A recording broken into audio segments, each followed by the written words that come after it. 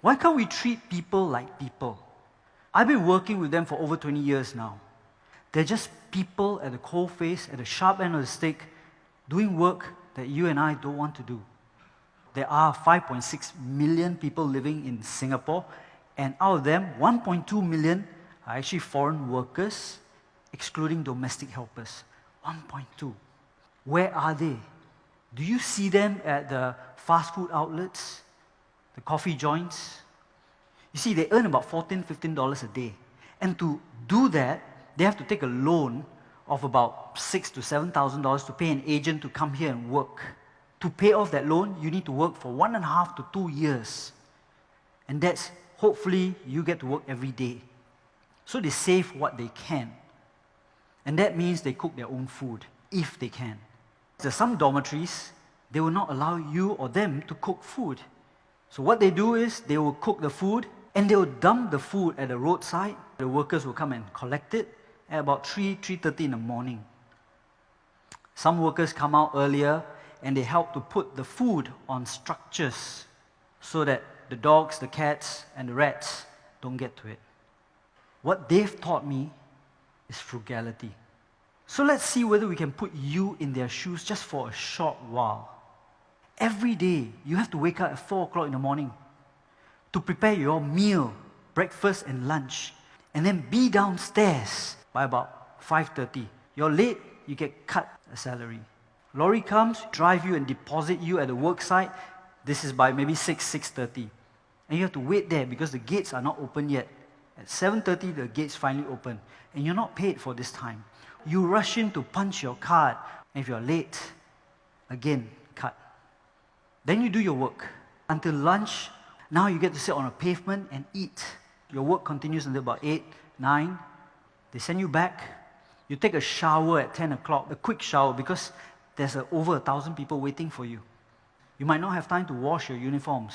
The hard part is, when you're trying to work, someone comes up to you and says, "Hey, you stupid, I cut your salary." Because there are times that you don't know how to work, that you don't know certain things. Then when you take public transport, total stranger will cover their nose or walk away and pull their kids away. And you can't say anything. All these workers are very afraid of losing their jobs, so they keep quiet. See, it takes a lot for them to do what they do for 2 years. What they've taught me is resilience. They might not see their kids' first smile, first words, or first time that they walk. And some of them don't see when their parents pass away. And as a man, you take it, you keep it, because you don't want to worry your family. Just like some of you go for NS or your studies, when parents ask you, "How is everything?" you lie, because you don't want someone else to worry. A long time ago, I had a project called Robertson Walk, and I had 2 workers, Anthony and Raja. So they came to me one day and said, "Boss, can we use the show flat?" I said, "Okay, sure." So on a Saturday night, for the first time in my life, I saw them clean. Best suit, even comb their hair. And they had this old camera where you put the film inside and turn. Raja would pretend to cook in the kitchen. Anthony would take pictures. And then they'll swap. Then they will sit on the couch and watch the fake TV. And then they'll swap. And I asked them, "Why are you going through all this?" Then they said, "So we can send the photos to our mothers so that they won't be worried."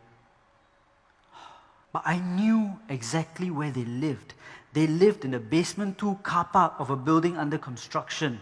180 workers in a car park with plywood walls, dirt and mud on the floor. And yet they were telling their parents they are good.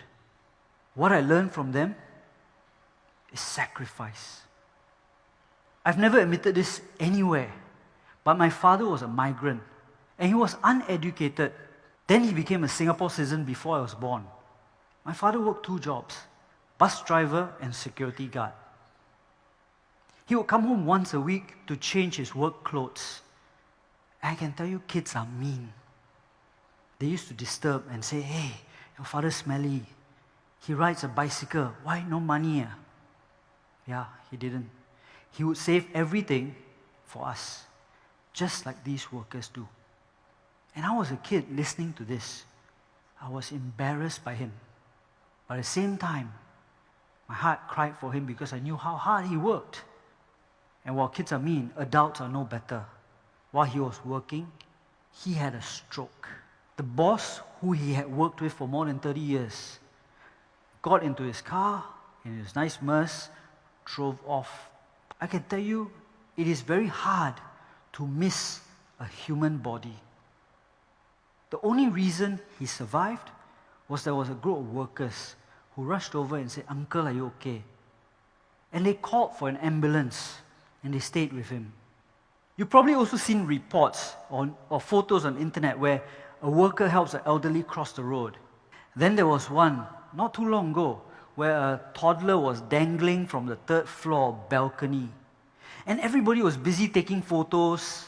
And these 2 workers came out of nowhere, climbed the outside of the building, saved the toddler, came back down on the outside, left. They might be less educated than you, but they can care. They might have less than you, but they have a heart. What they taught me was empathy. I want to teach my kids to respect others and treat people the way they should be treated. We say that we're civilized, we're first world, but at the same time, we judge, we label without understanding.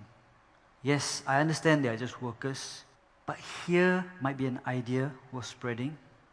Can we start treating these workers and everyone around you as fellow human beings?